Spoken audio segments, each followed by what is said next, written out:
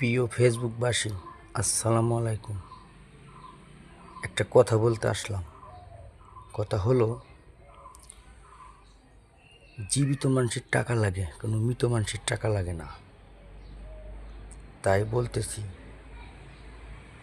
দান বাক্সটা মাজানে রেখে হসপিটালে রাখলে ভালো হয়। কারণ ওই টাকা দিয়ে কোনো শিশু, কোনো মা, কোনো বাবা বেঁচে যেতে পারে। কারণ মৃত মানুষের টাকা লাগে না।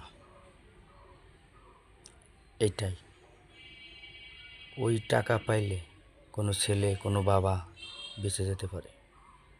আর ক্ষমতার সব উৎসই এক সৃষ্টিকর্তা।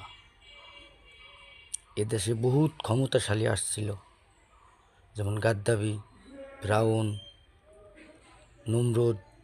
তাদের কলাম আল্লাহ শেষ করে ফেলেছে।